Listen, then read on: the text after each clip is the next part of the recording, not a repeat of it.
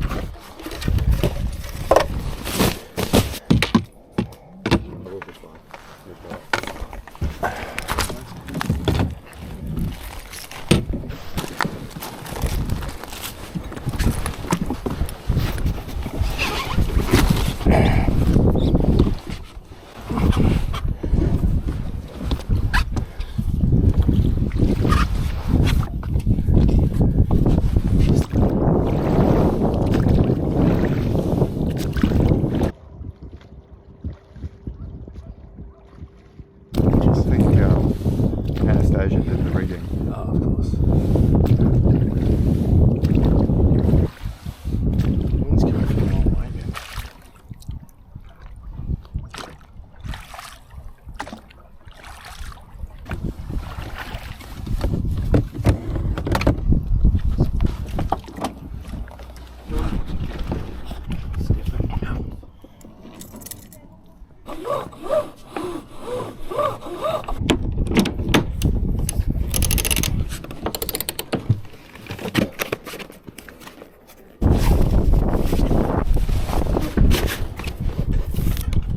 Welcome. It's your numbering system. Welcome to another episode of Smallcraft Tasmania. In this episode, Ben and I are going to take Little Wing from Port Cygnet up to Prince of Wales, the best marina in the world. Here we are up here in Port Cygnet. All right, so this is Hobart up here. This is Bruny Island. This is what we call the Dontracasto Channel. And then we've got the River Derwent up into here. Our plan today is to sail out of Port Cygnet. Hopefully we'll have a nor'easterly that's going to push us around 9 Pin Point. And then we'll try and make it up into Kettering. If not, if this nor'easterly, if we don't get a sea breeze coming in that's going to push us up the channel, then what we'll do is we'll probably go into Charlotte's Cove tomorrow. The wind's going to swing around to a southerly and it's going to be blowing up to about 30 knots, isn't it? Something like that. Yeah. Which is going to push us up the channel, then into Hobart, into Prince of Wales Marina, the best marina in the world. And you can see the direction of the boats. It's more or less facing south at the moment, so we're just wondering if there's a bit of a sea breeze that's come in early, which is a bit of a pain because we wanted the wind to come from that direction and it's coming from that direction.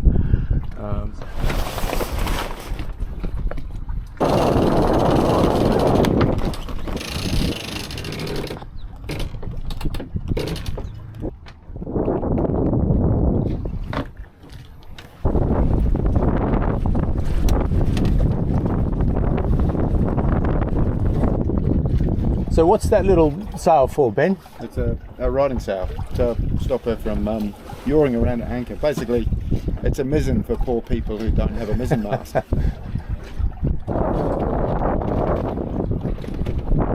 Wind's sort of swung around a little bit more to the east now, which is handy.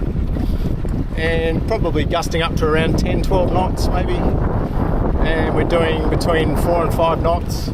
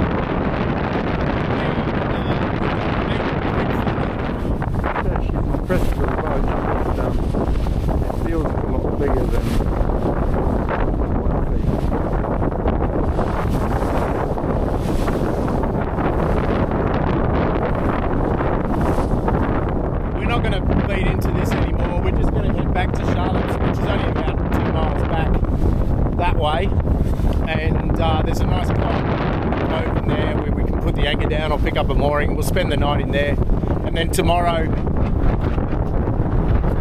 here we go. Then tomorrow,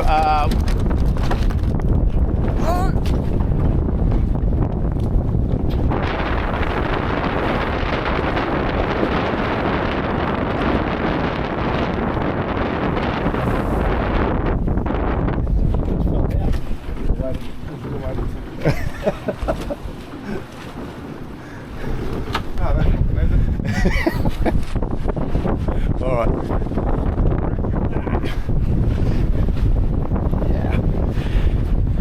So we just spent the last hour sort of beating into this easterly, and we've decided that we're going to go back to Charlotte's Cove and put the anchor down and pick up a mooring there.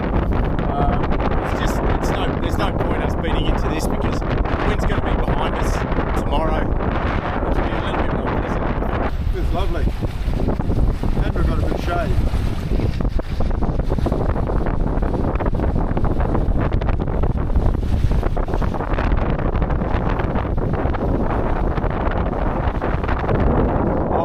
About 2 metres. Yep. Should we ride?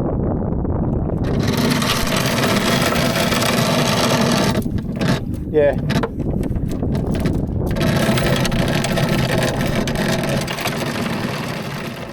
Happy with buttered chicken, mate?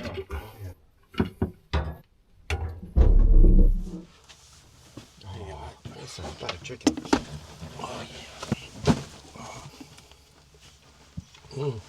Jeez, fork's tiny.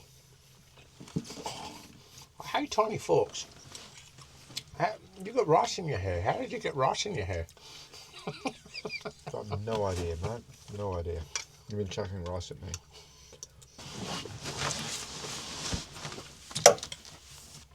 How many miles at sea do you reckon you've done? Don't know. Never counted it. I hesitate to put a number on it. What's some of the most memorable things that's happened at sea for you? I think probably the most memorable was sailing down the east coast of New Zealand from Napier to Wellington when I was about 15, 16. So in your mum and dad's parents' boat? boat, yeah. New Zealand made? So we had an event we had to get to. And for whatever reason we ended up in Cook Strait in what was probably 70 or 80 knots solid wind. It was horrendous. What was the sea state like? Oh, horrendous. 20 feet, 7 metres, but so short and breaking, like just walls of water. 46 feet Herish off, catch. Yep. Breaking right over the cockpit, like you'd be underwater in the cockpit, like totally underwater. The whole boat was underwater. Remember, your head would come out, once it started clearing, and you'd see the top of the black dinghy, and then the water would drain off that like a half-tide rock, and you'd pick yourself up, and then the next wave would hit, and you'd be underwater again. It was like hanging on to a half-tide rock. All your brothers were on board as well? Yeah, we're all on board. Yeah. So family of, yeah. What, 7? Yeah. 7? Yeah. 5 brothers? And your mum and dad? The steering gear had broken, but had been repaired. We'd broken one spreader. And we weren't that far from Wellington. We're only about 30, 40 miles from Wellington.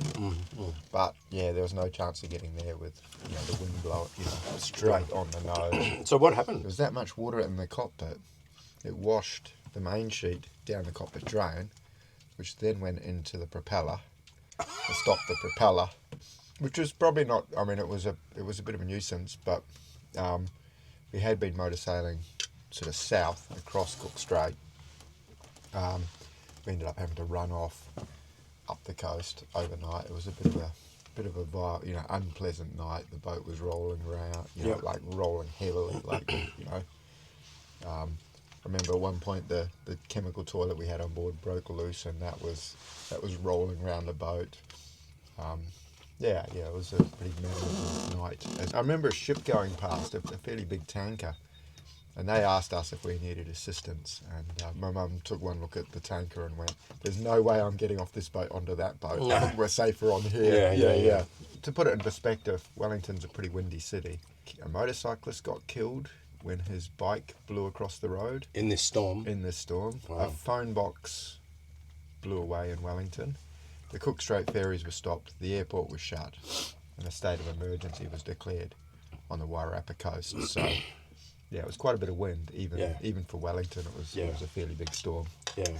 But you've sailed to Antarctica how many times? Depends on whether you include icebreakers or yachts. Yachts sailing to it, Antarctica, 4 times, I think. Yeah, and once on your own little boat? Once on, Snow Patrol, the 33-foot steel boat. Straight down from here, 1,500 miles south. Halfway down you got knocked down, and you had your brother and your dad on board. Yep. Tell me about that. You heard the wave coming. I had just gone below. The wind vane was steering. It wasn't horrendous conditions. It was unpleasant and gale force. Can't remember what we had up. I think we had 3 reefs in the main, and storm jib and a tiny scrap of headsail. It was probably blowing 35, 40 knots. I remember coming out and hearing this roar, and I was halfway out the hatch when we just got slammed sideways by sort of steamroller wave. And the same deal, I don't know if you've done any surfing. You're Australian. When you get a big breaker hit you, and you just, you're underwater and you're disorientated. Same deal, yeah. I was actually still under the dodger, but the whole boat was underwater. And I knew it was sideways. Like we must have had the mast in the water. Yeah. Or pretty damn close to. She was a really solid little boat. But the water pouring down, because I still had the hatch open, the water pouring down the hatch, it was like Niagara Falls, between my legs. And I couldn't close the hatch.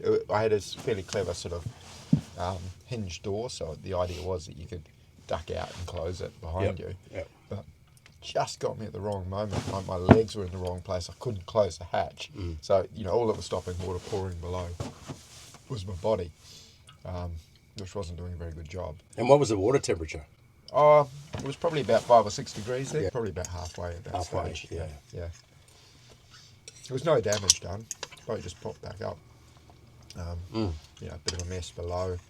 A few wet things. I was wet. My bunk was wet. You've sailed a few boats across the Tasman as well. I think it's 11 times now on different boats, on under sail. Yeah. A bit more on ships, but the smallest was a 26-footer, single-handed in winter, with no engine, from Nelson to Sydney. So against the westerlies. Wow. That was... How long did that take? It was 17 days from memory. Yeah. Yeah, that was quite a good trip, actually. I did it a couple of times on a square rigger, Soren Larsen, 100-foot brigantine. So I was mate on her. And you were on Divecon for a little while too. I was, yeah. Only for a, fairly short trip up the coast. She's an amazing ship. Yeah. Yeah. Your most memorable time at sea was when you were 16 with your parents in Cook Strait. What's the most memorable boat that you've been on? It's really hard to say. They're all pretty memorable. Blizzard was an amazing aluminium schooner that we sailed across to South America. So, I think that was 5 weeks at sea. We stopped at Auckland and Campbell Islands on the way. Yeah. She was a weapon. She was such a good seaboat. Yeah. Fast. Yeah. We'd do 220 miles a day on her quite comfortably. Wow. I remember surfing her at, I think we got 24 knots out of her, surfing downwind. But also really easy to handle, comfortable. What design? She was a Radford, Graham Radford. Okay. Yeah. I once delivered a sister ship to Sir Haley, Robin Knox Johnson's boat. Yeah. A wooden, beautiful wooden Eric catch rigged. And it was amazing because we had no wind vane on it. No, I had a Dura-rigged autopilot, but it wasn't really strong enough for anything rough. Just if you're motoring, it would work. But I remember running down the coast of Portland and going, I really need to check the chart. And I'm steering diligently downwind on this boat, steering away, and I remember going, look, I think I only need like 10 seconds to get below and look at the chart. And I remember going, I just tried. We had a little helm lock. I locked the helm. I thought I'll just see how long she sits here. And I locked the helm, and she kept going straight. And I'm watching for 5 minutes, and this boat just kept going straight downwind. And then, you know, I'm like, okay, well, I ducked down and I checked the chart, and you know, I looked up, she's still going straight. And yeah, then I thought, oh, well, maybe I'll have a cuppa. Yeah. And so I boiled the kettle, and I looked up, and she was still going straight. And this boat was just, you know, in a big sea, dead downwind. With I think we had a double reef main up. That was about all we had, the double reef main, well vanged out. And she was just trundling dead downwind. I'd been steering it the whole time like an idiot, you know, thinking I'm telling the boat knew exactly what it was going to do. Yeah, it just trundled off down. That's you want me to go yeah? this way? Yeah. And after that, you know, there were little tweaks you could do to make it self-steer better. But after that, we didn't touch the helm the rest of the trip. You just fiddle with the helm a bit and the sails, and the boat would self-steer anywhere. So, you know, it pretty much matches what Robert Knox Johnson found. What are your favourite small boats? Whether you've sailed them or that you just appreciate their design, the designers. I mean, you're a Bolger fan, aren't you? I'm a big Phil Bolger fan. Yeah. Which of his designs do you particularly like? It's hard to choose because there's so many interesting designs. I quite like the old shoe. It's a little, I think it's about 12 foot, 11 foot, something or other. It's kind of Bolger's version of, I suppose, the Scamp. It's designed to be a boat that is basically a cockpit, a very comfortable cockpit, with everything else taken off. Yeah. So it does that quite well. It's got a lead keel, and I was lucky enough to go for a sail. And it's 12 feet. It's about 12 foot, yeah. And it's got a lead keel. It's got a lead keel. It's got a mizzen. Oh. Yeah. No, really neat little boat, and it's like a box. It's kind of. It's like a box. It is. Yeah, it is a bit of a box. Very Bolger. It's very Bolgery box, but sails quite nicely. And it's kind of a cute little box. Yeah. Yep. Yeah. I quite like that. And what about more contemporary designs? I like my Norfolk Island Sharpie. The problem is I like most of them. I like boats. So I've also got a slightly stretched Core Sound 15. Yep. So what about Welsford's designs? Which of his designs are your favourite? Well, it depends on what you... Yeah, it all depends. Depends on what you want it for. Yeah. But if you had to choose one design of John's boats that you could just snap your fingers at, it's there in your garage to take sailing. You don't have to build it. Yeah. I reckon the Sweet Pea could be a contender. Something like that with a tabernacle and a lug rig would be pretty damn neat. And maybe a bit of water ballast just to settle it down. I was pretty impressed with your Navigator. I like the Navigator. I like Jeff's Houdini as well. The Houdini's a lovely boat. Yeah, what Jeff's done in his Houdini is... It's extraordinary. It's but, awesome, you know, we talk about this often. It's not about the boat. Because most of these boats, particularly John Welsford's designs, are all capable. It's more about the person at the helm. Yeah. Not everybody can sail a Houdini across Bass Strait, non-stop, solo. I would go so far as to say not many people could sail a Houdini across Bass Strait. You know, there's not a lot of people that could or would. No. Yeah. I don't know. I'm a sucker. I just like boats. You know, every boat's got. That's almost every boat's got its good points and its bad points. Yeah. Morning. It's day 2 of our trip taking Little Win up to the greatest marina in the world. And it's a beautiful morning.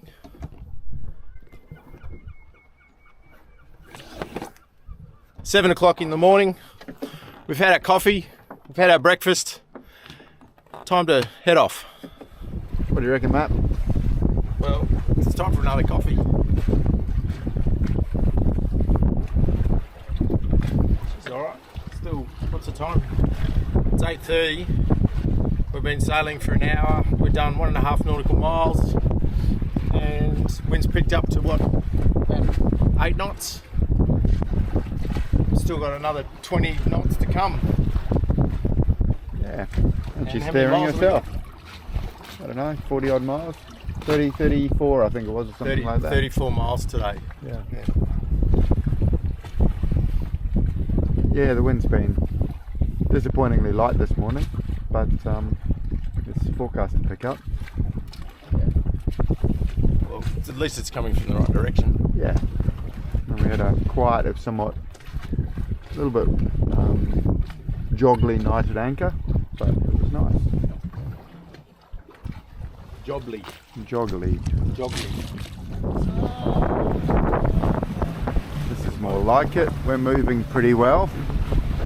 Wind's finally picked up.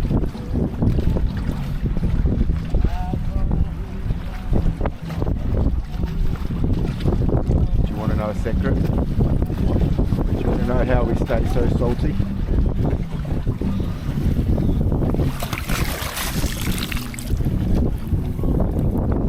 There you are, Matt. Stay salty. The wind's picked up a bit. Probably up to almost 15 knots now. This is Arch Rock, you can see. Not Arch Rock, it's got a hole in it.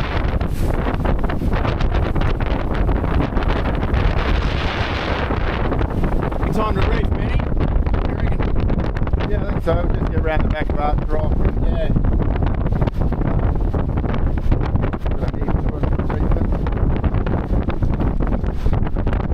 Been funny old weather, hey? No wind. All of a sudden, You can see it coming though. yeah.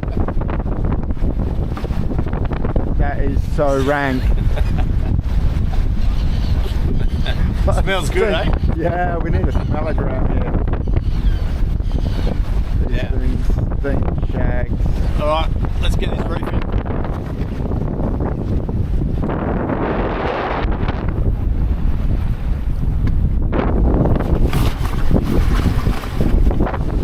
How's she feeling?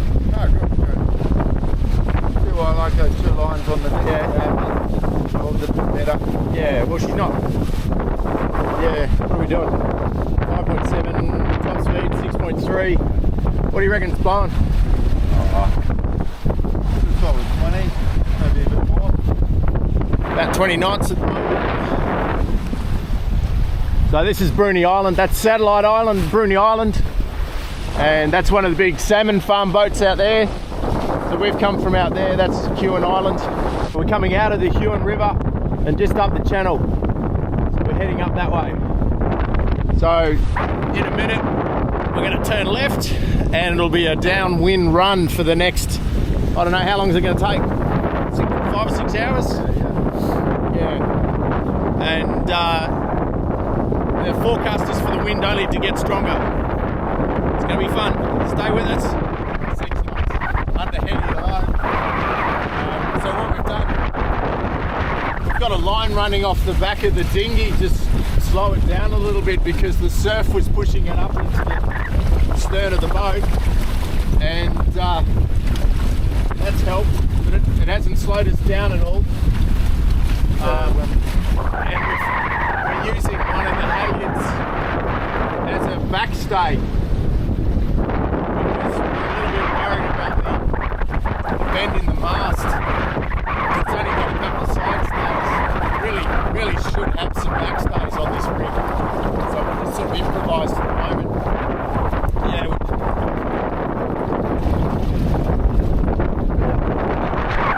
Yeah, I feel like that wind's picked up a bit there. We're probably getting, solid 25. 25 knots. Yeah.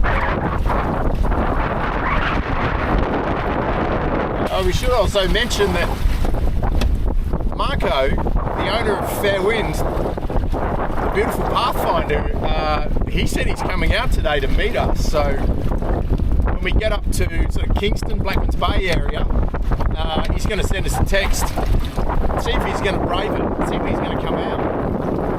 That'll be fun. Might not be the best day, sure. It's not the best day. No, only idiots like us go out those like this. Marco, And there's nobody out again, just us. And the salmon farm.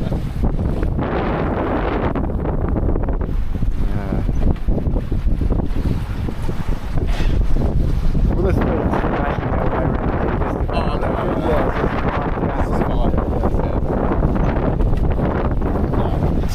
It's actually sitting up.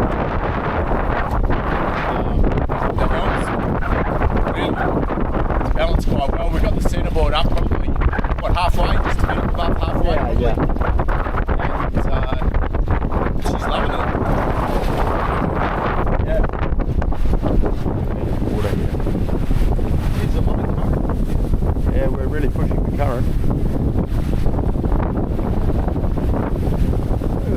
baby shag up there.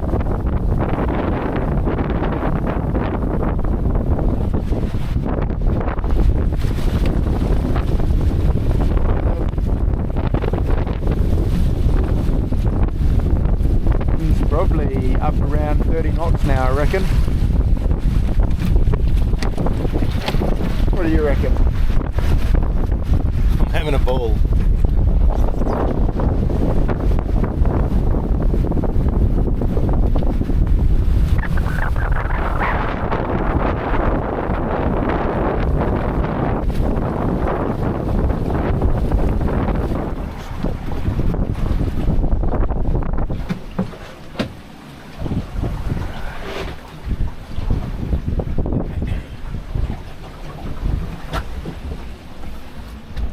Oh, that's my messy cabin up here. There's tons of space up there. It's remarkable just how big this forward berth is. And the galley's huge as well. These bunks are just a tiny bit narrow from that, but that's only because they're large.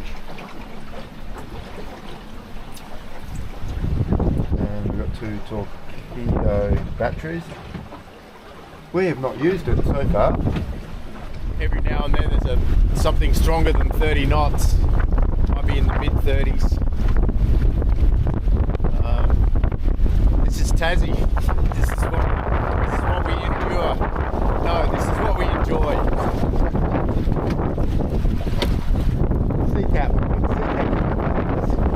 Sea cat. Well, you know what? I'm looking forward to doing this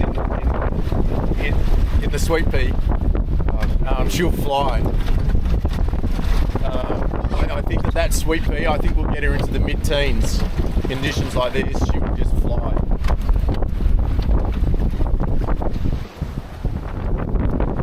So, just there, that's Snake Island. I'll tell you a bit of a story about Snake Island. Ben's dad has written a series of books called Those Snake Island Kids. And if you're into swallows and Amazons, I highly recommend checking them out. And the stories are based around this family of young kids, and it's kind of loosely based on Ben and his brothers and their adventures that they had when they were kids in small boats and big boats. That's it.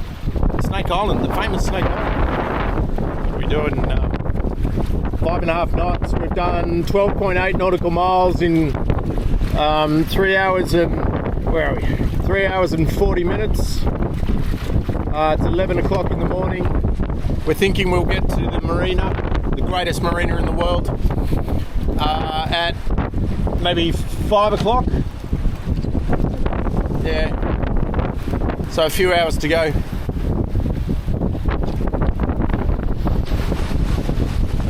So we're just coming around the top of Bruni Island, and it's still blowing quite hard up to 30 plus knots. And we think when we get past the top of Bruni that it's going to pick up a little bit more. So there's the iron pop through there. In about a week from now, all of the Sydney to Hobart yachts will come through here and head up the river, the direction that we'll be going. That's Tinderbox, Northwest Bay, and looking south down the channel.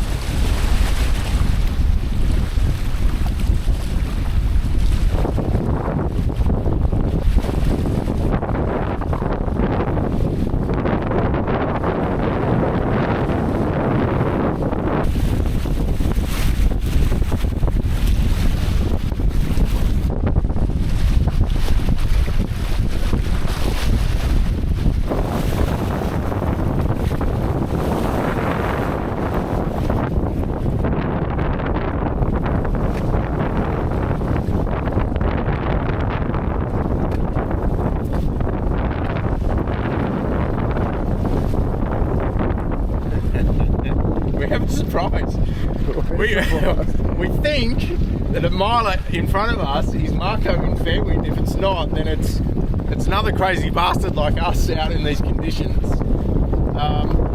He's just a little bit too far away for me to make it out, but it's definitely a little yawl. And at the moment the main's flogging. I'm not quite sure what's going on, so we're going to get a little bit closer and we'll hold tight. Well, there's fair wind and little wind. What do you reckon? I'm very surprised that he's out, but I'm impressed. Yeah, good on him. He's put a good stow on that main as well. Yeah. Should we jibe and then come up beside him? Yeah, let's do that. Putting us to shame with one sailor.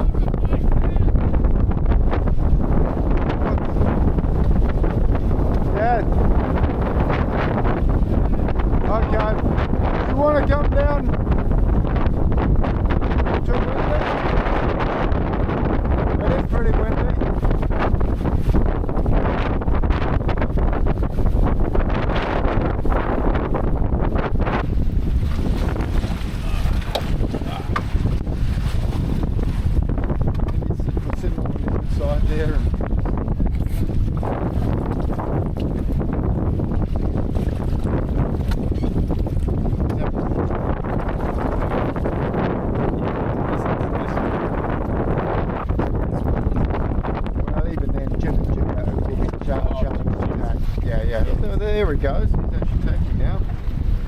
Don't think he's got the outboard down. No, he hasn't.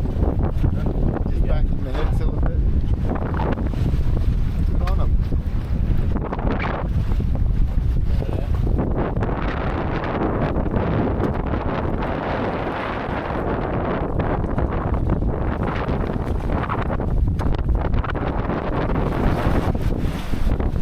Rightio. So we're just on the outskirts of Hobart. There's a big cruise ship that's just come in. This is the Investigator, which is one of the icebreakers that goes down to Antarctica. And this boat here, that's one of the Mona Roma ferries. And I don't know if you can see, just off our starboard bow, there's a little yellow buoy. If you run a line from that little yellow buoy to that building there, this is the finish line for the Sydney to Hobart race. We just thought this is the Cygnet to Hobart race that we're about to finish. So next week all of the Sydney to Hobart boats are going to go through this point. We just thought, just for fun, we'd do it too. Here we go. You can nerf a gun into the video, can't you? Bang, bang. But it's still blowing up to 30 knots at the moment. Here we go.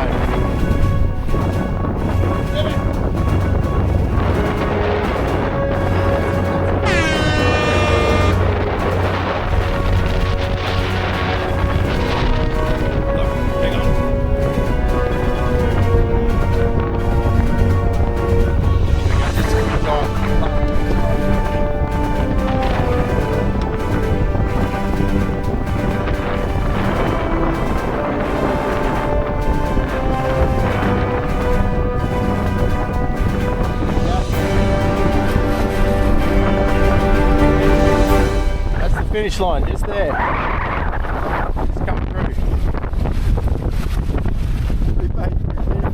We beat him. This is Hobart.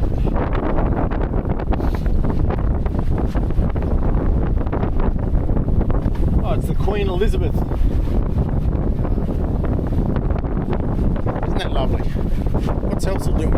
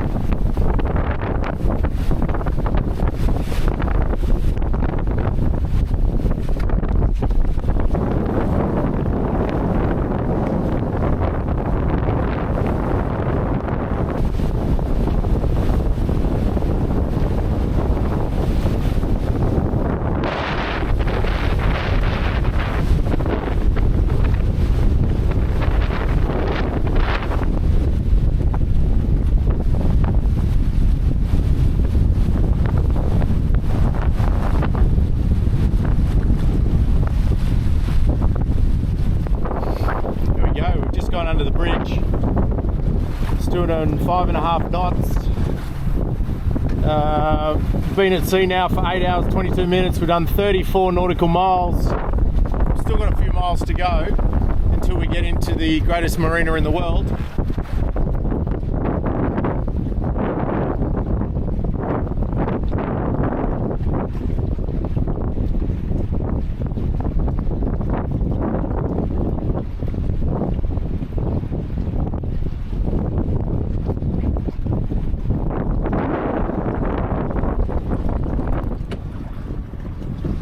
Rightio, so we've been at sea now for 9 hours 12 minutes.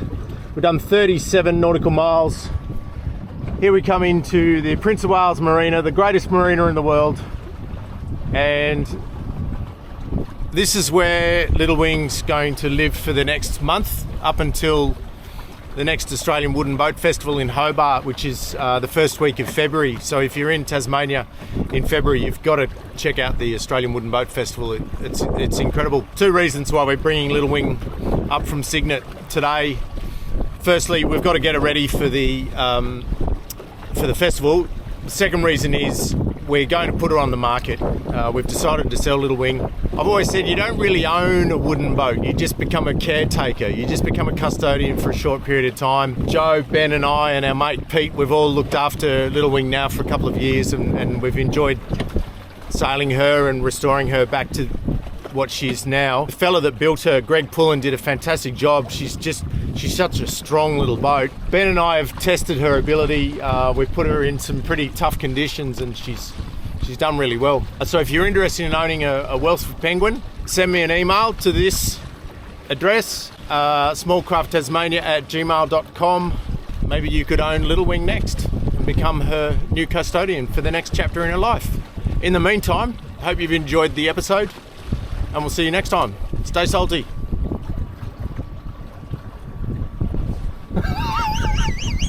that Ben says stay salty on the inside.